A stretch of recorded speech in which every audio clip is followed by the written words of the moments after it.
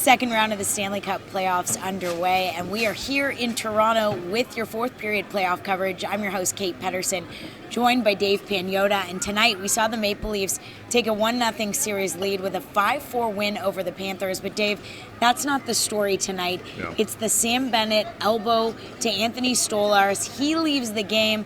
Joseph Woll comes in and gets the job done, but we're hearing that Stolarz may have headed to the hospital. What's the update there? Yeah, that's what it sounds like. Craig Berube was very direct in his comments with respect to what had happened. He said it was clear as day, an elbow to the head on Anthony Stolarz, then that followed up afterwards with that little knee, and then he had to leave the game.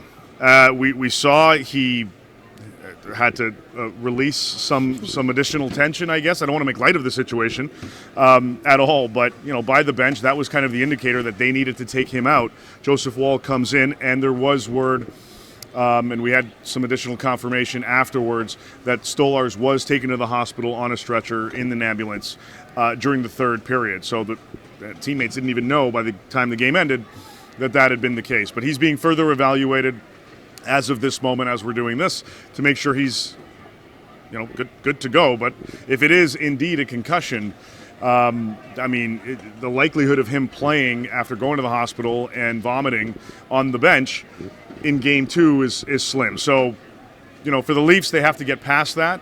As Berube said, the league will do whatever it needs to do to evaluate the situation on their end.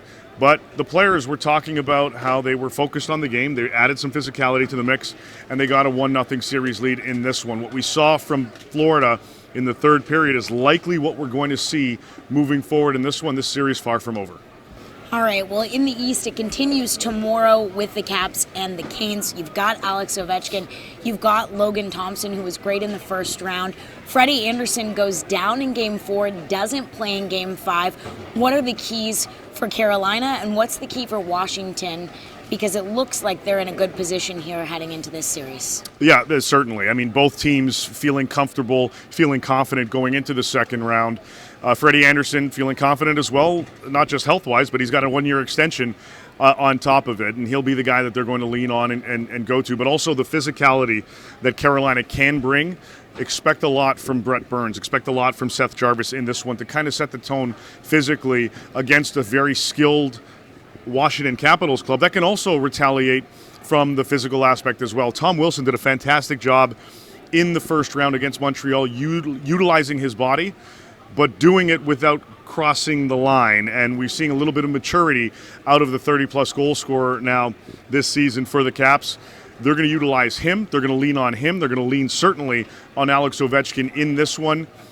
Is the skill going to be able to get past the defensive-minded Hurricane squad? That's what we'll have to wait and see. All right, well, another game tomorrow night is in the West. We've got the Oilers and Vegas. This is the second time they're meeting in 3 years. Yeah. Now, we know what happened the last time as Vegas went on to win the Cup, but all the talk is about containing McDavid and Draisaitl. What does Vegas need to do aside from that? And where do you think Edmonton needs to improve from what we saw when they clawed their way back into it after being down 2-0? Yeah, they really did. And they utilized, speaking of physicality, they utilized their physicality in this one. They had some of their grittier players contributing. Evander Kane did really well coming back from his injury all season, not playing for the regular season, coming in that one. He was a factor. Trent Frederick was a factor as well. They utilized some of their depth pieces to get past the LA Kings. You can certainly argue the Kings overall were the better team, but kudos obviously due for the Edmonton Oilers for getting past that, taking advantage of certain opportunities and circumstances. Vegas, a different beast. They managed to get past Minnesota in a series that I think a lot of people thought might have been easier for them, myself included. But they're going to lean on that. They're going to have to contain, obviously, McDavid and Draisaitl as best they can, but a different type of beast than what we saw with the LA Kings in that first round. Vegas is a little bit deeper. They're a lot more experienced. They got a lot of guys with rings on that club, and they're going to utilize that to their advantage. This is a much tougher opponent, I think, for Edmonton, but I think we're in for one heck of an exciting series. Yeah, and the last one, you've got to talk about the way the Dallas Stars played in the first round. They're going to get a couple of pieces back. It may not be for Game 1, but we're expecting to see Heiskanen back and Robertson. And then over on the other side, you've got the Winnipeg Jets, Connor Hellebuck, he struggled on the road. They clawed their way back in double overtime to win Game 7. So what do you need to see from both of these teams, and who do you think has the edge here? Well, I mean, if we take some analysis from Nathan McKinnon after that series, he indicated that the Stars managed to beat them without their best defenseman, Heiskanen, and without their top scorer in Robertson. So a tougher opponent for Winnipeg, certainly a lot more potency from the Dallas Stars in this one once they become fully healthy. We don't know the full extent, as of the time we're doing this, of the health of Josh Morrissey, of Mark Scheifele. Not having either of those two in the lineup will be tough, certainly for the Jets to get back. But Hellebuck, look, the Winnipeg Jets won in the first round. They got through it. Hellebuck ended up getting through it. Doesn't matter how you win, as long as you win. Doesn't have to be pretty. It wasn't for Winnipeg, but they moved past it.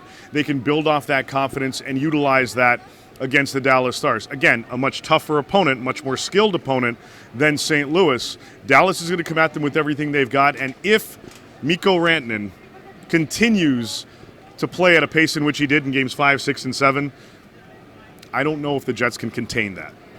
All right, well, we'll have to wait and see, but we've got a lot of hockey coming up over the next 2 days as we roll right into the second round. Thanks for watching our playoff coverage here on the fourth period. I'm your host, Kate Pedersen, and as always, Dave Pagnotta bringing us some great insight here in Toronto from Scotiabank Arena.